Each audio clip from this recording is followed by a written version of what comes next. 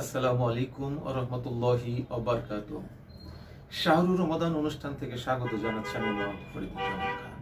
যদি কোনো সয়েমকে রোজাদারকে জিজ্ঞেস করা হয়, অধিকাংশ সয়েম বা রোজাদার বলতে পারবে না কেন রোজা রাখেন। আল্লাহ বলছেন, ইয়া আইয়ুহাল্লাযীনা আমানু কুতিবা আলাইকুমুস সিয়াম কামা কুতিবা আলাল্লাযীনা মিন ক্বাবলিকুম লাআল্লাকুম তাত্তাকুন, যেন তোমরা তাকওয়া অর্জন করতে পারো, এই জন্য তোমাদের উপরে রোজাটা ফরজ করেছি। তাহলে আমরা রোজা রাখি কেন? তাকওয়া অর্জনের জন্য। তাকওয়া একটি বিশাল অর্থবোধক শব্দ। আমি আপনাদের সামনে আজকে তাকওয়ার একটি অর্থ নিয়ে কথা বলছি। তাকওয়ার অর্থ হচ্ছে আত্মরক্ষা করা, হেফাজত করা, রক্ষা করা নিজেকে। আসলে তাকওয়া আমরা মনে করি যে লম্বা পাঞ্জাবি, লম্বা জুব্বা, লম্বা দাড়ি, আতর, সুরমা, পাগড়ি এরকম পরিহিত একজন ব্যক্তি খুব তাকওয়াবান। আসলে বিষয়টা হয়েছে ওই ছোট বাচ্চাদের মতো। দেখবেন অনেক পরিবারে ছোট বাচ্চারা ইফতারির সময় কান্নাকাটি করবে, ইফতারি খাবে না, এটা তো পেঁয়াজু, এটা বুট, এটা মুড়ি, এটা আপেল, এটা আঙ্গুর। বাচ্চারা মনে করে ইফতারি বোধহয় কোনো একটা আইটেম, হয় আপেলের মতো, আঙ্গুরের মতো নতুন কিছু এটা মনে করে। সাহারির সময় অনেক বাচ্চারা কাঁদে, ভাত খাবে না, পোলাও খাবে না, এগুলো তো সব সময় খায়, আজকে সাহারি খাবে। সাহারি খাওয়ার জন্য কষ্ট করে উঠেছে, মনে করেছে ভাত পোলাওয়ের মতো সাহারি বোধহয় কোন একটা জিনিস।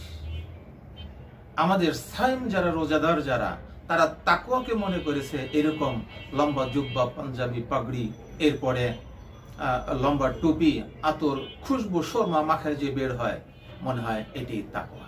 আসলে তাকওয়ার অর্থ বললাম আত্মরক্ষা করা বা হেফাজত করা। যেমন চোখের তাকওয়া। একজন সাইম, তার প্রধান কাজ হলো আত্মরক্ষা করা, যেহেতু হেফাজত করা যেহেতু, তাহলে কি কি বিষয়ের সে হেফাজত করবে, আত্মরক্ষা করবে? নাম্বার 1 হচ্ছে চোখের তাকওয়া করা। যখন একজন সায়েম রাস্তায় বের হবে, তখন তার চোখের তাকওয়া করবে, চোখের হেফাজত করবে। শরীয়ত পরিপন্থী সমস্ত দর্শনীয় জিনিস থেকে চোখকে আত্মরক্ষা করবে।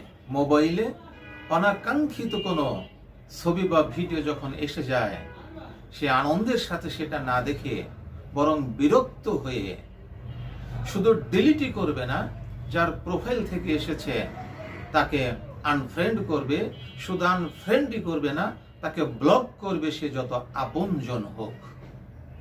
তাহলে বুঝতে হবে এই সাইমের ভিতরে তাকওয়া শুরু হয়েছে। তাহলে নাম্বার 1 হচ্ছে চোখের তাকওয়া অবলম্বন করা। সেকেন্ড হচ্ছে মনের তাকওয়া, মনকে হেফাজত করা, মনকে রক্ষা করা। কুচিন্তা, কুভাবনা, সমস্ত অপকর্ম, এই সমস্ত চিন্তা ভাবনা থেকে মনকে হেফাজত করা। তাহলে মনের তাকওয়া হবে। মন বড় পাওয়ারফুল, মন খুব শক্তিশালী একটি জিনিস। আপনি এখান থেকে লন্ডন যাবেন, 20 থেকে 22 ঘন্টা সময়ের ব্যাপার, কিন্তু মন এত পাওয়ারফুল, সেকেন্ডের ভিতরে হাজার হাজার দূরের একটা ভিউ তার চোখের সামনে চলে আসে। কোনো খরচও হয় না, কোনো সময়ও লাগে না, কোনো পেরেশানিও লাগে না। কাজেই মনকে কন্ট্রোল করার সবচেয়ে বড় তাকওয়া। থার্ড হচ্ছে সময়ের তাকওয়া। আশ্চর্য হচ্ছেন, সময়ের তাকওয়া কি? সময়কে যাবতীয় খারাপ কাজ থেকে রক্ষা করা, সেই সময়টাকে ভালো কাজে লাগানো। রমজানের পূর্বে যে সমস্ত ইয়ং পোলাপান বন্ধু বান্ধবের সাথে বাজে স্থানে গিয়ে বাজে সময় কাটানোর অভ্যাস ছিল, সেই ইয়ং সায়েম যখন রোজা রাখার পরেও সেই বন্ধুদের সাথে বাজে সময় কাটানো, বাজে কথাবার্তা পরিত্যাগ করতে পারে নাই, সে সময়ের তাকওয়া অবলম্বন করতে পারে নাই। সময়টা এত গুরুত্বপূর্ণ একটা জিনিস। টাকা পয়সা ফিরে আসে, স্বাস্থ্য ফিরে আসে, সময় ফিরে আসে না। আল্লাহ রাব্বুল আলামিন এই জন্য সময়ের কসম করেছেন বিভিন্ন জায়গায়। ছোট্ট একটি সূরা ওয়াল আসর, সময়ের কসম, ইন্নাল ইনসানা লাফি খুসর, নিশ্চয়ই সমস্ত মানুষ ক্ষতিগ্রস্তের মধ্যে নিমজ্জিত।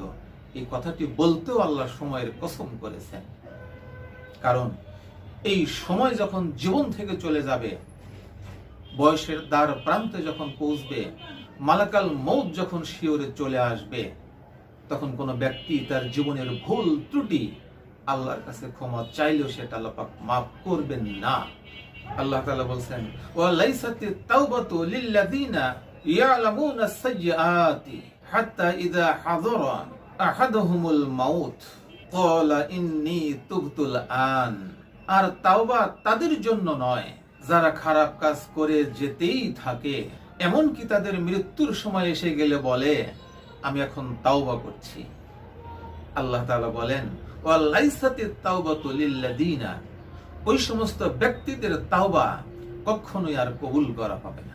সুতরাং সময় দিয়েছেন আল্লাহ রাব্বুল আলামিন। এই রমজান পর্যন্ত পৃথিবী থেকে হাজার হাজার মানুষ আল্লাহ পাক দুনিয়া থেকে নিয়ে গিয়েছেন, আমাকে আপনাকে আরেকটি বছর সময় দিয়েছেন। সেই তাকওয়া অর্জনের জন্য প্রথমে আমরা চোখের তাকওয়া, সেকেন্ড মনের তাকওয়া এবং সময়ের তাকওয়া অর্জন করি। আল্লাহ রাব্বুল আলামিন এই কথাগুলো আমাকে এবং আপনাদেরকে বোঝার এবং আমল করার তৌফিক দান করুন। আসসালামু আলাইকুম ওয়া রাহমাতুল্লাহি ওয়া বারাকাতুহু।